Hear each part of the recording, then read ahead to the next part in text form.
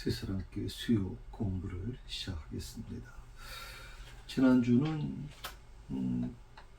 우리가 이제 15장 개호에 대해서 잠깐 말씀을 드렸습니다. 15장이 어떤 장인가?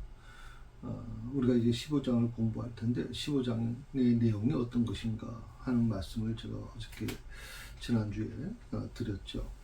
특히 14장에서 아주 드라마틱한 그 사건, 홍해 도강 사건이 일어났고, 그 과정을 통해서 이스라엘은 한 번도 경험해보지 못한 자신들이 믿는 하나님이 어떤 분이신가를 아주 뼈저리 느꼈죠. 그리고 하나님은 이 홍해 도강 사건을 통해서 이스라엘 백성들에게 너희가 믿는 하나님이 어떤 분인지를 분명히 알라고 말씀하고 계시는 거거든요. 제가 늘 이런 말씀을 한번 드렸습니다. 우리 분들에게. 내 안에 계신 하나님은 어떤 분이신가? 살아 역사하시는 분인가? 아니면 잠자는 파트너인가? 많은 분들이 하나님을 믿습니다. 그런데 그 많은 분들 중에서 과연 하나님을, 살아계신 하나님을 믿는 분들이 얼마나 되는 것이며, 아니면 잠자는 파트너로만 생각하는 분들이 어느 정도 될까요? 제가 생각할 때는 많은 분들이 사실 하나님을 잠자는 파트너로 생각하고 있다고 생각이 들거든요. 뭐 그 직분과 상관없습니다. 그분이 예수 믿은 뭐 교회 등록해서 등록 교인이 된 그런 기간, 그것도 중요한 게 아닙니다. 제일 중요한 게 뭐냐면 내 안에서 그분이, 하나님께서는 어떤 분으로 계시느냐 이 말이죠. 그분이 나의 주인 되시고 내 안에서 살아 역사하시는 분이라면 내 삶에 있어서 가장 소중한 것이 바로 그분이시니까 그 하나님을 위해서 나는 어떤 삶을 살 것인가. 당연히 하나님 중심으로 살 수밖에 없겠죠, 여러분. 그런데 이 세상의 명예와 이 세상의 물질과 이 세상의 어떤 그 환락, 이 세상의 모든 즐거움, 여기에 빠져가지고 하나님을 믿는다고 하면서도 역시 이것도 버리지 못하는, 포기하지 못하는 그런 삶을 우리가 살아가고 있잖아요. 또 어떻게 보면 그런 것들이 더 뭐 신앙생활을 하더라도 괜찮은 신앙생활인 것 같아요. 하나님이 저 사람을 이렇게 축복해 주시고 그러다 보니까 형통하고 있잖아 라고 하는 이 논리 공식을 만들어내는 거예요. 사실 예수님의 삶을 보면, 또 예수님의 제자들의 삶을 보면, 또 사도 바울의 삶을 보면 수없이 많은 하나님의 종들의 삶을 보게 되면 다 그분들의 삶 속에는 하나입니다. 예수 그리스도, 하나님 한 분 외에는 다 모든 것을 다 내려놓거든요. 왜냐하면 그 하나님이 너무 소중하시고 너무 위대하신 분이고, 그분이 나의 삶에 가장 소중한 것이기 때문에 그 소중한 것을 위해서, 가장 귀한 것을 위해서 다른 것들은, 이 세상의 것들은 다 분토처럼 생각한다, 배설물처럼 생각하는 이 사도 바울의 고백이 그들의 삶 속에 아주 중심이 되고 있는 거거든요. 근데 언제부터인가 우리는 이 시대 그리스도인들은요,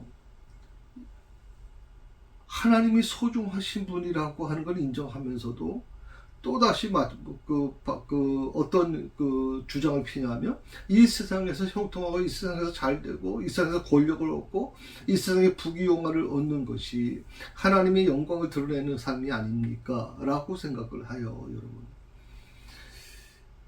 저는 이건 기독교가 아니라고 생각합니다. 솔직히 말씀드려서 이건 기독교가 아니라 기복신앙이죠. 말은 그렇게 하지만 뭐 우리 목회 사회도 마찬가지입니다. 큰 교회 목사는 마치 무슨 뭐 대단한 어떤 영향력을 가지고 있고 신비한 능력을 갖고 있는 것처럼 생각을 하잖아요. 교인들 스스로도 그렇게 생각을 합니다. 큰 교회 목사님들은 뭔가 영적인 힘이 대단한 힘을 갖고 있는 것으로 생각하는 분들이 있단 말이죠. 근데 요즘에 와서 여러분 그렇게 깨지고 있잖아요. 세습 문제로 인해서 막 교회가 분란이 일어나고 어려움을 겪게 되고 여러 가지 물질적인 문제 때문에 힘들어하고 고통스럽잖아요. 그래서 오늘 이 15장에 있는 말씀 내용이 모세의 그 찬양에 대한 거죠. 모세와 이스라엘 백성들이 하나님을 찬양하는 내용입니다. 그럴 수밖에 없겠죠. 너무 엄청난 걸 본 사람들은요, 그 하나님에 대한 경외심이 그 안에 가득하거든요.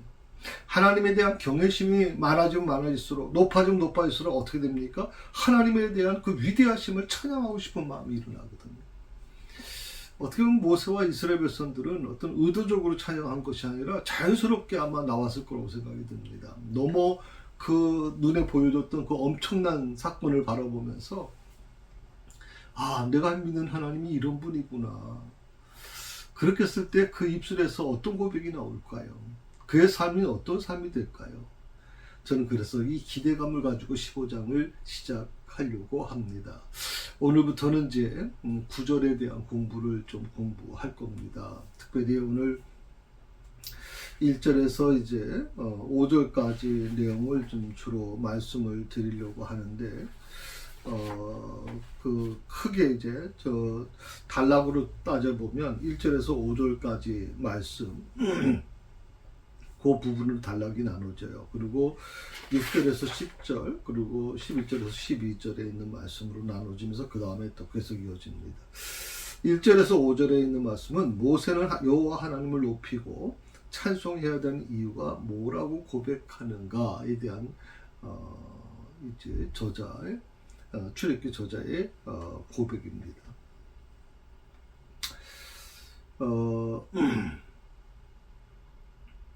모세는 하나님을 어떻게 고백하냐면 높고 영화로우시다라고 이제 찬양을 하죠. 하나님은 내가 모세가 만난 하나님은 높고 영화로우신 분이다. 그리고 홍해 앞에서 죽을 위기에 처한 이스라엘을 구원해 주셨다라고 그렇게 고백합니다. 높고 위대하신 분, 영화로우신 분이다. 얼마나 감동적입니까? 여러분, 너무 놀라운 고백이잖아요. 내가 믿는 하나님이 높고 영화로우신 분이다라고 하는. 그리고 홍해 앞에서 죽을 위기에 처한 이스라엘을 구원해 주셨다라고 고백하는 거예요. 내 삶에 정말 여러 가지 환난과 고통 속에 있는데 하나님께서 그 환난과 고통 속에 있는 나를 하나님이 구원해 주셨다라고 할 때 놀라운 은혜를 경험하게 되는 거죠. 그러면서 하나님은 이스라엘의 힘과 노래시고, 그리고 이스라엘을 구원하신 다윗의 하나님이라고 노래합니다. 자, 첫 번째 높고 영화로우신 하나님, 그리고 이스라엘을 홍해 앞에서 죽을 위기에 있는 이스라엘을 구원해 주신 하나님, 그리고 이스라엘의 힘과 그렇기 때문에 하나님은 이스라엘의 힘과 노래시고 이스라엘을 구원하신 다윗의 하나님이다라고 노래하고 있는 거죠. 다윗의 하나님. 아마 모세 입장에서 여러 가지 생각을 하게 될 텐데, 이것은 다윗의 하나님이라고 하는 표현이 좀 색다른 표현이죠. 왜냐하면 모세는 다윗보다 먼저 있었던, 시대적으로 먼저 있었던 분이기 때문에 이건 아마 그 조금 의미를 좀 달리 볼 수가 있다고 생각이 듭니다. 당연히 그 홍해를 가르신 하나님을 보면서 모세와 이스라엘 백성들은 찬양하지 않을 수가 없었겠죠. 모세와 이스라엘 백성들이 이 사건을, 이 홍해 동강 사건을 통해서 뭘 얻었냐면, 하나님이 그 어떤 피조물과 비교할 수 없는 높고 영화로우신 분임을 경험하게 된 거죠. 어떤 피조물과 비교할 수 없는. 그게 바로 우리가 내가 믿는 하나님이시라는 거죠. 높고 영화로우신 하나님은 어떤 분이시냐? 강력한 바로의 군사와 말, 그리고 병거를 한순간에 침몰시키고 이스라엘 백성들, 택한 백성들을 구원해내시는 분이다. 자, 애굽의 군사와 말과 병거, 이거는 전 세계를 지배하던 강력한 군대 아닙니까? 사람들은 힘을 중요시 여기죠. 힘을 의지하죠. 내 힘을 믿는다라고 생각을 하잖아요. 그 힘의 근원이 뭡니까? 힘이 오는 이유가 뭐예요? 어디서부터 옵니까? 바로 이 군사력이란 말이죠. 우리가 전 세계 6위, 5위까지 내려왔죠, 군사력이. 이게 좋은 건지 안 좋은 건지. 삼성을 위해서 사실 기도해야 돼요. 저도 가장 염려가 되는 게, 삼성의 그 이재용 회장, 그때는 이제 부회장이었죠. 감옥에 구속되는 걸 보면서 참 걱정을 많이 했습니다. 왜냐하면 누가 그런 말이 있었거든요. 삼성이 무너지면 우리 경제에 아주 치명적인 어려움이 온다라고. 삼성이 지금 굉장히 위기에 왔잖아요. 제가 보니까 뭐 신문에도 계속 그게 나옵니다. 그 인터넷 그 내용에서 나오고 지금 삼성을 구해야 된다라고 하는 얘기가 나오거든요. 삼성이 무너지면 안 된다고, 삼성을 구해야 된다. 왜냐하면 삼성의 주식이 25만 원 가까이 올라갔다가 지금 5만 원대로 떨어졌거든요. 상상을 못하죠. 그러면 삼성에 있는 그 직원 수가 어마어마하잖아요. 그 사람들이 이제 결국에는 일자리를 잃어버리게 되고, 그리고 거기서 이제 세금을 내서 우리나라 그래도 경제가 운영할 수 있었는데 이게 지금 벽에 부딪혔단 말이죠. 굉장히 힘들 수밖에 없죠.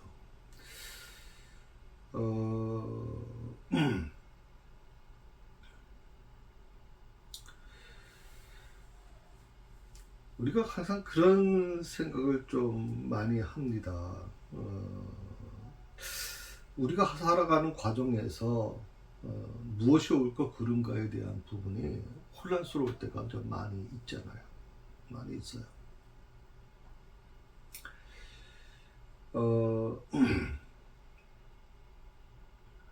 이 바로의 말과 병거, 군사들, 이 힘이 지금 바로 그 강력한 권위의 왕으로 만들어 놓은 곳이고, 이집트라고 하는 애굽을 굉장히 아주 강력한 나라로 만들어 버린 거잖아요.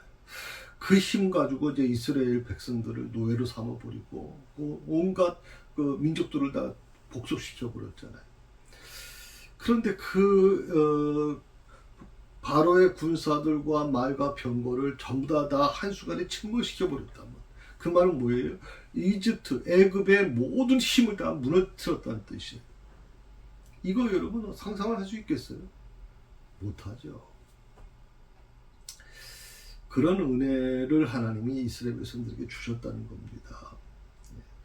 그러니까 모세와 이스라엘은요, 그 하나님이 오늘 나의 하나님이 되시고 내 편이 되셔서 원수를 몰아내셨다고 소리 높여 찬양할 수밖에 없어요. 특히 2절에 있는 말씀을 보면 나의 하나님, 계속 나오죠. 나의 하나님 라고 표현을 하죠. 나의 여호와는 나의 힘이시여 노래시며 나의 구원이시다. 나의 하나님이시니 내가 그를 찬송할 것이다. 내 아버지의 하나님이시니 내가 그를 높이다. 계속 나의 하나님이라고 하는 표현이 나와요. 나의 하나님.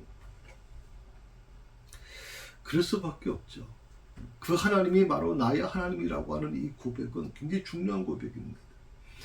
내 아버지 하나님이라고 하는 표현 속에서도 마찬가지지만 이 고백은, 이 신앙 고백은 내 가대에 이어서 계속 이어져 내려와야 되는 거죠. 여러분 굉장히 좀 중요하게 생각해야 될 게 뭐냐면 바로 이 부분입니다. 부모의 신앙은 굉장히 좋습니다. 할아버지 할머니의 신앙은 굉장히 아주 좋았습니다. 정말 교회에서 인정받을 정도로 정말 신앙이 좋으신 분인데 그 아들 때에 와서 신앙이 흔들리기 시작합니다. 그 손주 때는 교회 나오지 않습니다. 아주. 참 너무나도 참 마음이 아픈 게 뭔지 아십니까, 여러분? 부모가 자식이 요즘 자녀들도요, 자녀들의 길이 있어요. 자녀들의 가는 길이 있고, 걔들도 인격이 있으니까 부모가 이래라 저래라 할 수 없지 않습니까? 특히 종교 문제에 있어서는, 신앙 문제에 있어서는 부모가 옛날처럼 그렇게 하라 강요한다고 되는 게 아니지 않습니까? 라고 얘기를 많이 합니다. 그런데요, 미국 같은 경우에는 우리가 생각할 때 기독교의 신앙이 많이 무너졌다고 생각을 하거든요. 기독교가 기초화된 나라인데도 불구하고 지금 동성애 차별금지법이 통과되면서 지금 미국 전체가 막 흔들릴 정도로 어렵단 말이에요, 교회가. 그런데 놀라운 건 뭐냐면 굉장히 추락하던 그 할아버지 할머니 시대에는 굉장히 그래도 은혜로운 그 미국이 참 신앙이 좋았던 시대인데 갑자기 이제 그 아들 때 와가지고 지금 한 몇 년이라고 생각하면 될까요? 한 50년? 그 정도 시점을 해서 미국이 굉장히 지금 신앙적으로 추락해버려요. 교회가 문을 닫고 교회가 어려움을 많이 겪었거든요. 그리고 그 어린 손주 때에 가서는 굉장히 그들은 뭐 부모가 이제 신앙에 대해서 강요하지 않으니까 굉장히 교회에서 없어졌을 거라고 생각을 해요. 그런데요, 놀라운 일이 일어나고 있어요. 지금 미국의 MZ 세대라고 하는 뭐 10대, 20대의 이 부흥운동이 일어나고 있고, 그 부흥운동이 일어나고 있어요. 지금. 부모가 교회 나가라는 얘기도 하지 않는데도 불구하고 그들이 정말 신앙의 열정에 사로잡혀서 정말 하나님을 찬양하고 하나님을 위해서 자기 인생을 드리는 그런 놀라운 일들이 지금 미국에서 일어나고 있거든요. 저는 우리나라가 이 다음 세대가 무너지고 있다고 걱정을 많이 하잖아요. 교회도 지금 다음 세대가 저희 교회도 역시 마찬가지로 유아 사무엘, 유소년, 청소년도 정말 겨우 명맥을 유지해 나가고 있거든요. 지금 많은 교회가 유소년, 유아 사무엘, 유소년, 청소년까지도 지금 거의 없어지고 있어요. 지금 너무 심각한 문제예요. 저는 그렇지만 오늘 이 말씀 속에서 저는 다시 한번 깨닫습니다. 하나님이 나의 하나님이 되신다. 내 할아버지의 내 조상의 하나님으로 있는 것이 아니라 그 하나님께서 나의 하나님이 되어 주신다. 그 하나님을 내가 온전히 찬송합니다. 그 하나님, 그 놀라우신 그 조상에게 함께 하셨던 그 하나님이 나와 함께 하실 거라고 나는 믿습니다. 오늘 이 놀라운 은혜를 찬양하는 그런 젊은이들이 저는 많아졌으면 좋겠어요. 저는 새사랑교회가 아직 희망이 있다고 생각하거든요. 새사랑교회 다음 세대가 결코 무너지지 않을 거라고 저는 믿어요. 하나님께서 그렇게 이끌어 가실 거라고 저는 믿습니다. 지금은 너무나도 빈약하고 너무나도 불가능할 것 같고, 이제 교육기관을 접어야 되는가, 다음 세대를 이미 접어야 되는가라고 하는 심각한 지금 고민에 빠져 있지만, 그럼에도 불구하고 하나님이 이 사면초가의 위기에서 바다를 갈라시는 것처럼 바다를 가르시고 이스라엘 백성들을 구원하시고 그들의 원수가 된 애굽 군대, 전 세계를 지배하던 그 애국 군대를 한순간에 다 멸절시켰던 것처럼 그 놀라운 은혜를 우리에게 허락해 줄 거라고 믿습니다. 그리고 그 갈라진 바다를 더 밟고 건너서 그곳에서 바로의 군사들이 과연 괴멸되는 광경을 목격한 이스라엘 백성들처럼 우리에게도 그런 은혜를 하나님이 주실 거라고 저는 믿습니다. 그러니 열정적으로 하나님을 찬양하지 않을 수가 없는 거죠. 열정적으로 하나님을 찬양하지 않을 수가 없어요. 우리 교회 청년들, 중고등학생들도 그 청년들이 마커스 화요 집회인가요? 목요 집회인가? 마커스 집회에 아마 참여 자주는 아니더라도 참여하는 걸로 알고 있어요. 거기 보면 수많은 젊은이들이 거의 1000명 가까이 되는 젊은이들이 막 정말 뜨겁게 1시간 반 가까이, 1시간 반 이상을 정말 서서 하나님을 찬양하잖아요. 막 열광적으로 찬양하잖아요. 마치 그 마음에 억울한 그 아픔을 다 치유받고자 하는 하나님을 향한 그 뜨거운 마음으로 곡조 있는 기도로 찬양하고 있거든요. 그 현장을 보게 되면 우리 어른들이 이해하지 못하는 일들이 일어나고 있다는 건 분명합니다. 저는 부모가 자식에 대한, 자녀에 대해서 신앙은 자유로운 것이다 라고 하는 이 생각이 얼마나 위험한 생각인가를 다시 한번 여러분에게 말씀을 드립니다. 여러분, 하나님께서 분명히 말씀하시기를 뭐냐면 내 신앙이 계속 흘러가야 된다 그랬거든요. 내 당대에 갑자기 흘러오던 그 물줄기를 내 당대에 흐르지 못하게 만들면 거기서 결국에는 고인 물은 어떻게 되면 썩어 들어가게 돼 있어요.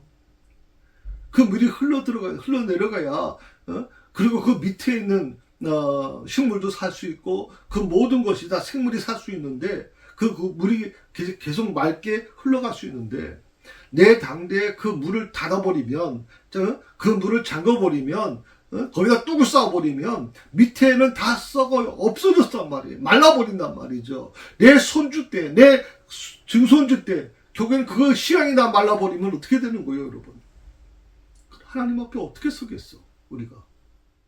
좋은 대학을 들어가는 것도 물론 중요하고요. 또 좋은 직장을 들어가는 것도 중요합니다. 그런데 이번에 저는 삼성이 지금 무너지고 있는 그 모습을 보면서 아마 우리나라에서 가장 좋은 직장 하면 삼성전자였을 겁니다. 거기는 월급 외에도 또 1년에 한 번씩 성과급을 주기도 하고 또 삼성전자에서 1년 동안 번 돈 수익에 이익이 많이 남으면 그걸 또 분배시켜 주기 때문에 자기 월급보다 어떤 분은 더 많이 받아가는 경우도 있었거든요. 연봉이 보통 4천만 원, 5천만 원이라면 보통 어떤 분들은 7천만 원까지 성과급을 받아가는 경우도 있었단 말이죠. 근데 그 모든 것들이 지금 위기에 몰려 있단 말이에요. 그러니까 우리가 사실 어떻게 보면 아무도 장담할 수 없는 부분이겠죠. 우리가 신앙생활을 하는데도 마찬가지라고 저는 생각을 합니다. 이 세상 어떤 것도 장담할 수 없는 것처럼 우리가 신앙생활에 이제 좀 스스로 좀 뭔가 내 자신이 좀 완만하게 그리고 좀 느슨하게 이 문제를 풀어가려고 하면 결국 신앙 자체가 흔들릴 수밖에 없어요. 하나님에 대한 신앙이 점점점 사라질 수밖에 없어요. 내 당대에 내가 열심히 신앙생활을 했고 내 자손들은 자녀들 나름대로 걔들의 인생이 있는 건데 아무리 부모래도 그런 거 개입하면 안 좋은 거 아닌가. 요즘처럼 인문학이 발전하는 이 세상에 살다 보니까 많은 부모들이 그런 생각을 갖고 있거든요. 그렇지 않습니다, 여러분. 다른 건 다 양보할 수 있어도 신앙에 대해서만은 양보할 수 없어요. 조금 전에 제가 삼성에 대한 얘기했지만 그렇게 좋은 회사도 지금 굉장히 위기에 몰려 있잖아요. 좋은 대학 들어간다고 과연 인생이 성공할 수 있는 것인가? 물론 다른 사람보다 좀 유리할 수 있을 겁니다. 그렇지만 그게 꼭 성공을 보장한다는 말은 아닙니다. 우리가 어떻게 보면 학교에서 굉장히 공부를 잘하는 학생들이 모범생들이 굉장히 사회에 나가서도 잘할 거라고 생각을 하거든요. 그런데 그 사회에 나가서 보게 되면 그런 공부 잘하는 모범생보다도요 오히려 좀 말썽 일으키고 문제있던 애들이 사업을 하고 아주 장사 잘해가지고 아주 성공한 케이스가 많거든요. 우리가 어떤 성적순으로 모든 것을 매기려고 하는 것은 잘못된 거라고 생각이 돼요. 하나님이 그 사람에게 주신 달란트가 있고 그 달란트를 어떻게 선용하느냐에 따라서 놀라운 우리 인생이 바뀌어질 수 있는 거죠. 그래서 저는 여러분에게 부탁을 드리고 싶은 것은 이 사회에 대한 성공의 개념을 조금 내려놓으시고 하나님께서 원하시는 게 뭘까? 하나님이 내 자녀에게 원하시는 게 뭘까? 아니면 하나님께서 나를 통해서 내 자녀에게 뭘 가르치기 원하시는 것일까? 내 이 신앙의 그 가대가 이 신앙의 그런 어떤 물주기가 나의 때에 끝나서 안 되고 내 자손 때까지 계속 이어져 가게 하기 위해서 나는 어떻게 하면 좋을까? 첫 번째로 가장 중요한 게 내 신앙을 먼저 점검해야 돼요. 내 자녀가 나를 바라보면서 우리 어머님처럼 우리 아버지처럼 나도 신앙생활을 하고 싶어. 나도 교회에서 정말 머물고 싶어라고 하는 이것들이 중요한데 어린 자식들은 부모를 보고 자라거든요. 그런데 부모가 그것을 보여주지 못하면 그 표본을 보여주지 못하면 아이들은 교회 나가는 걸 쉽게 생각하고 포기하게 됩니다. 이런 부분을 여러분 염두에 두시면 좋을 거라 생각이 들어요. 자, 1절 한번 보십시다. 이때 모세와 이스라엘 자손이 이 노래로 여호와께 노래하니 일렀으되 내가 여호와를 찬송하리니 그는 높고 영화로우시며 말과 그 탄 자를 바다에 던지셨음이로다. 내가 여호와를 찬송하리니 하나님의 능력과 구원을 체험한 이스라엘 백성들은요 하나님을 찬양하지 않을 수가 없었죠. 왜냐하면 찬송이라고 하는 게 뭐냐면 하나님의 은혜로우심을 증거하는 것이고 그리고 감사하는 마음의 자연적인 발로기 때문에. 그러니까 찬송은 의도적인 게 아니래요. 찬송은 하나님의 은혜로우심을 증거하는 거예요. 그리고 감사하는 마음이 자연스럽게 나타나는 거예요. 그런 의미에서 사도 바울은 신자들이 구원받은 이 근본 목적을 뭐라고 표현하냐면 하나님의 영광과 은혜를 찬송하게 하기 위함이다. 그러니까 우리가 구원받은 이유가 뭐냐? 내가 구원받은 그 근본 목적은 뭐냐? 하나님의 영광을 위해서, 하나님의 영광과 은혜를 찬송하기 위해서다. 그렇게 말씀하고 있어요. 에베소 1장 그에 보면 1절에서 6절에 보면 나오고 있거든요. 두 번째로 그는 높고 영화로우시며 그랬어요. 그는 높고 영화로우시며 그래서 높다라고 하는 해당하는 이 히브리어가 이제 가라고 하는 히브리어거든요. 높다. 이 말은 우리가 생각할 때는 높다라는 건 무슨 뭐 키가 높은 그런 그 개념으로만 이해하는데 이 높다라고 하는 이 가라고 하는 그 히브리어에는 장엄하다, 영광스럽다라는 뜻이 있어요. 장엄하다, 영광스럽다. 그러니까 그는 높고 영화로우시며 하는 것은 그는 장엄하시고 영화로우시다. 그는 영광스럽고 영화로우시다라고 하는 뜻이 있어요. 그러니까 오늘 여기서 높고 영화로우시다라고 하는 높다라고 하는 표현을 한 번만 사용했지만 원문 히브리서에 보게 되면 히브리서 원문에 보게 되면 두 번 반복 사용하고 있어요.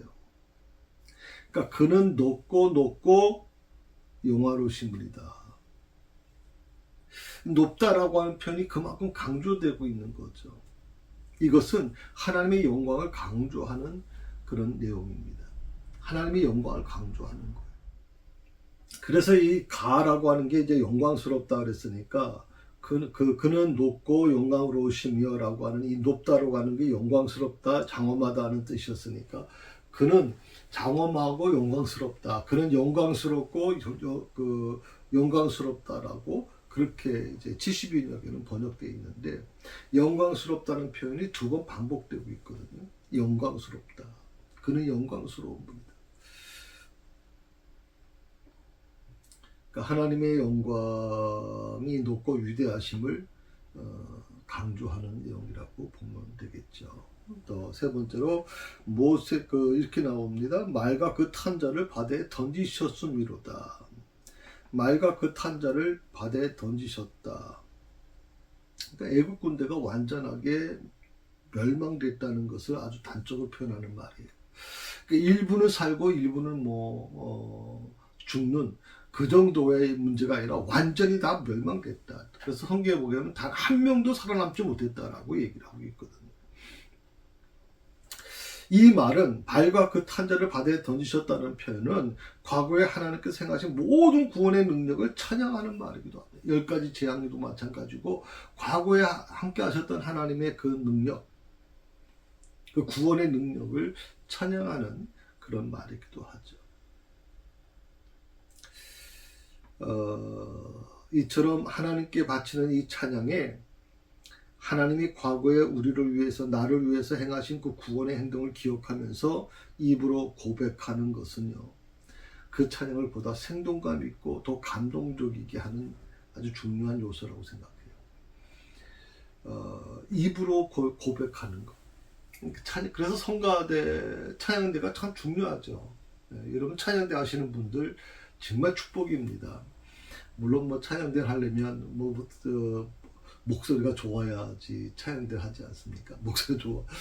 저희 사모가 지휘할 때도 보면 어느 새로 오신 분이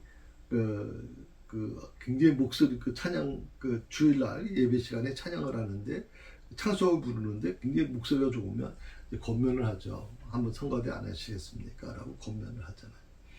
그러니까 우리 성가대 찬양대 하면 목소리 좋으신 분들이 달란트 갖고 있는 분들이 하는 거라고 생각을 하죠. 물론 그게 맞는 말이에요. 그런데 우리 이 찬양에 대한 부분을 좀 한번 생각해 볼 때 나를 구원해 주신 하나님, 과거에 나와 함께 하셨던 그 하나님의 은혜를 생각하고 입으로 고백하는 게 바로 찬양이라고 하면, 그 찬양은 보다 생동감 있고 더 감동적인 그런 모습이 되어지지 않겠나. 그러니까 그 화음을 맞추는 것도 물론 중요하죠. 그러나 그 찬양을 하는 사람의 얼굴 속에서, 모습 속에서 정말 감동의 사자표 드려지는 찬양, 그것도 참 전 중요하다 생각하거든요. 그게 아마 교회 찬양과 세상의 노래와 차이가 있다고 생각을 합니다. 찬양은요, 공허한 미사 여구가 아니에요. 살아계신 하나님의 행동에 대한 체험적인 고백이어야 되는 거예요. 살아계신 하나님에 대한 체험적인 고백. 그냥 미사역으로 그냥 화음만 좋게 이런 것을 가지고 찬양이라고 얘기하지 않아요. 저도 좀 많이 지적받습니다. 주일날 이 찬양 앞에서 예배를 인도해 나갈 때 찬양을 잠깐 틀리게 부릅니다. 그렇게 얘기를 합니다만은, 물론 이제 그럴 수 있겠죠. 근데 제가 우리 반주자님들한테도 그렇게 얘기를 합니다. 반주자들한테도 우리 주일날 이 찬양을 부르되 주님 다시 오실 때까지 나는 이 길을 가리라고 하는 이 찬양을 우리 부르잖아요. 이 찬양을 부를 때 이 찬양은 내 마지막이라고 생각하고 부르는 겁니다. 하나님 앞에 내 마음을 나는 이렇게 살 겁니다. 오직 하나 주님 다시 올 때까지 난 정말 주님만 바라보고 살겠습니다 하는 결단이다. 이건 부드럽게 부르는 게 아니라고 지금. 이건 정말 내가 목숨을 걸고 하나님 앞에 내 소원을 드려지는 거기 때문에, 내 마음에 있는 그런 각오를 하나님께 드려지는 거기 때문에, 거기 그 곡만큼은 정말 뜨거운 마음으로 불러줘야 되는 곡이다. 저 역시 마찬가지로 그 찬송을 부를 때는 정말 가슴에서 뜨거운 마음으로 부릅니다. 어떻게 보면 찬양은 바로 그런 모습이 아닐까 생각을 좀 해봅니다. 홍해를 육식처럼 걷는 이스라엘 백성들이요, 바닷가에 밀려온 애국 군사들의 시체를 보거든요. 이것을 봤을 때, 이 장면을 봤을 때 이스라엘 백성들은 아마 두 종류였겠죠. 환호성을 치는, 외치는 자도 있었고, 하나님의 그 위대하심을 두려워하는 아마 그 백성들도 있을 겁니다. 내가 여호와를 찬송하리니, 여호와께 찬송을 드릴 수밖에 없는 당위성을 노래의 첫머리에 두고 있는 거예요. 여호와를 찬송할 수밖에 없습니다라고 하는 겁니다. 저는 우리 삶이 바로 그런 고백이 됐으면 좋겠어요. 제가 목회를 하면 목사지만, 내가 목회를 하면서 하나님 정말 너무 감사합니다, 내가 정말 주님을 찬양합니다 라고 하는 고백으로 시작됐으면 좋겠다. 그리고 그는 높고 영화로우신 분이다.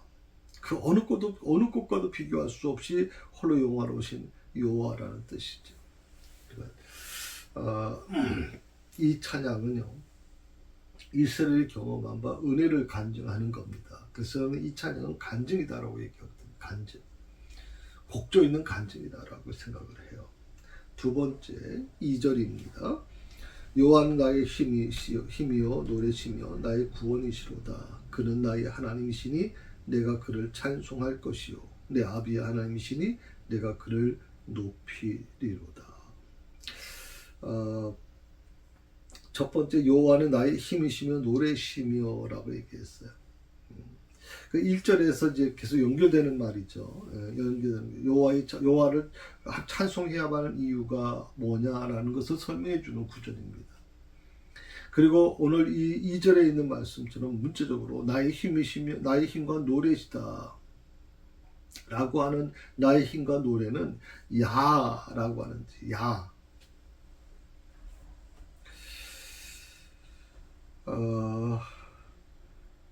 나의 힘과 노래는 야시며,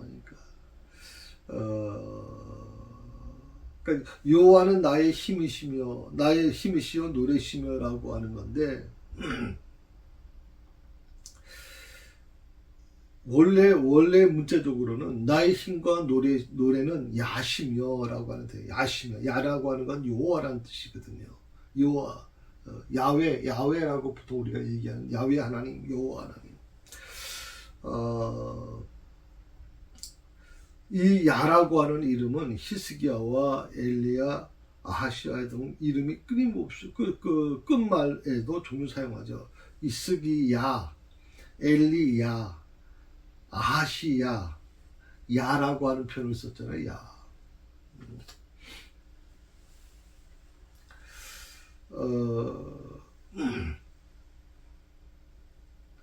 그리고 그는 나의 하나님이시니, 나의 하나님이시니. 그래서 하나님과 이스라엘 관계가 어떤 관계냐?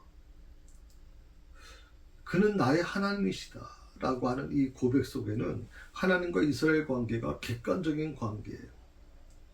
그의 하나님으로 묘사되지 않습니다. 그러니까 객관적인 문제가 보질 않고 주관적인 소유격으로 나오거든요. 나의 하나님이다, my God이라고 그러죠. 나의 하나님이라고 하는 것을 묘사되어 있단 말이에요. 나의 하나님. 그의 하나님, 당신의 하나님이 아니라 나의 하나님이란 말이죠. 나의 하나님. 우리가 보면 이 간증이라고 하는 거, CTS라도 여러분 들으시면 이제 간증이 많잖아요. 그 간증이 도움이 되기도 하지만 그분이 경험한 고백이거든. 그분이 경험한 체험이거든요. 그 체험을 어떻게 보면 나의 신앙에 좀 도움은 될 수 있지만 그것에 의존해 나가는 것은 저는 잘못됐다고 생각하거든요. 그분이 체험한 그 하나님, 그분의 체험이 그분의 체험으로 끝나는 것이 아니라 그 체험은 바로 나의 체험이어야 돼요. 나의 하나님이 되어야 되는 거예요. 나의 하나님. 나의 하나님이 되지 않고 그의 하나님으로만 끝나버린단 말이에요. 그의 하나님. 강상 목사님이 만난 하나님은 대단하신 분이야. 어느 전도사님이 만난 하나님은 대단하신 분이야. 어느 권사님이 만난 하나님은 대단하신 분이야. 그분의 능력을 체험하고 그분의 놀라운 은혜를 경험해서 그라고 하는 그의 하나님이라고 하는 이 묘사에서 이 객관적인 그런 어떤 관계에서 주관적인 관계로 빨리 돌아서야 돼요. 나의 하나님으로 고백하는 것이 중요하다. 내 자신의 하나님으로 고백하라는 거예요. 남의 하나님이 아니라 내 하나님. 그리고 내 아비의 하나님이시요. 내 아비의 하나님이시니. 그러니까 하나님은 당신의 주권적이고 절대적인 은혜로 이스라엘의 조상들과 언약을 맺으셨다는 거죠. 그리고 그 언약을 오늘까지 성실히 지켜오셨다는 것을 강조하는 표현입니다. 내 아비의 하나님. 지난번 조금 전에도 계속 말씀드린 것처럼 물을 흐르게 되어 있어요. 내 증조 할아버지, 내 아버지, 어머니, 그 다음에 나와 내 아내, 그리고 내 손주, 내 자식, 또 내 손주, 증손주, 계속 이것이 흘러야 돼요. 내 아비 하나님이시. 그럴 때 내 할아버지, 증조 할아버지와 함께 하셨던 하나님은 그 하나님으로 끝나는 게 아니라 그 하나님이 나의 하나님이 되어야 되는 것이고 내 손주의 하나님이 되어야 되는 것이고 그 손주가 또다시 입을 열어서 내 할아버지 하나님은 나의 하나님이라고 하는 고백을 할 수 있어야 된단 말이죠. 이런 표현은요. 아브라함과 이삭과 야곱 이스라엘 조상과 맺은 언약을 잊지 않으시고 그 언약의 근거에서 이스라엘 백성들을 인도해 나가시는 언약의 하나님이심을 암시하고 있다고 하는 겁니다. 그러니까 하나님께서는 창세기에 보게 되면 아브라함과 이삭의 하나님, 야곱의 하나님이라고 하는 표현을 썼어요. 아브라함과 이삭과 야곱의 하나님. 우리가 생각할 때 이 아브라함은 대단한 분이죠. 믿음의 조상이라고까지 표현했잖아요. 그럼 아브라함이 하나님으로 끝나면 무슨 의미가 있어요? 그 아브라함의 믿음의 조상 아브라함의 하나님의 그 믿음이 이삭을 통해서 그리고 야곱을 통해서 계속 이어져 갈 때 그 신앙은 굉장히 아름다운 신앙이 되는 것이고 그것이 바로 하나님의 역사를 만들어내는 것이거든요. 그리고 하나님 그 언약의 근거에서 이스라엘 백성들을 인도해 나가시는 언약의 하나님이심을 암시하고 있는 거죠. 그래서 우리는 담대하게 하나님을 나의 선조의 하나님, 내 신앙의 선조의 하나님이라고 부를 수가 있는 겁니다. 힘이라고 하는 것은 능력을 얘기하죠. 권능을 얘기하는 겁니다. 그러니까 이스라엘이 애굽의 압제와 추격을 모두 물리치고 승리할 수 있었던 사실을 염두에 둔 표현이 바로 힘이라는 표현이에요.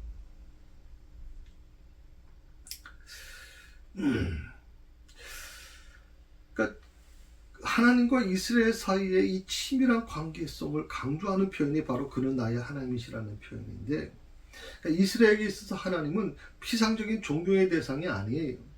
단순히만 피상적인 존경의 대상으로 끝나는 게 아니라 그들의 생존과 번영의 유일한 강권인 바로 나의 하나님이시라고 하는 것을 고백하는 거예요. 나의 하나님이신 거죠.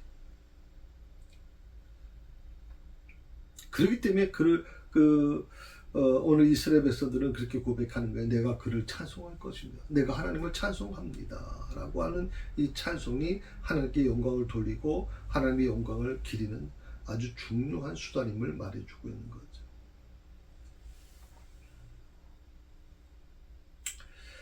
오늘 한 2절까지만 공부를 하겠습니다. 다음 주에는 3절부터 공부하도록 그렇게 하겠습니다. 우리가 생각할 때 이제 15장이 하나님을 찬양하는 주로 하나님을 찬송하는 장이거든요. 모세의 노래와 이스라엘 노래다 이렇게 얘기했잖아요. 그런데 이 찬송 속에서 이들이 어떤 고백을 하고 있는지, 저는 이 찬송이 바로 그들의 간증이라고 얘기했잖아요. 간증. 오늘 이 곡조 있는 기도가 진정한 찬송이 되었다는 것을 기억하시면 좋겠습니다. 한 주간도 승리하시길 바랍니다. 기도하십시다. 하나님 감사합니다. 오늘도 주신 말씀을 기억하며 저희도 이스라엘 백성들처럼 하나님을 찬송하며 그 하나님이 나의 하나님이시라는 것을 고백하는 저희 믿음이 되게 하여 주옵소서.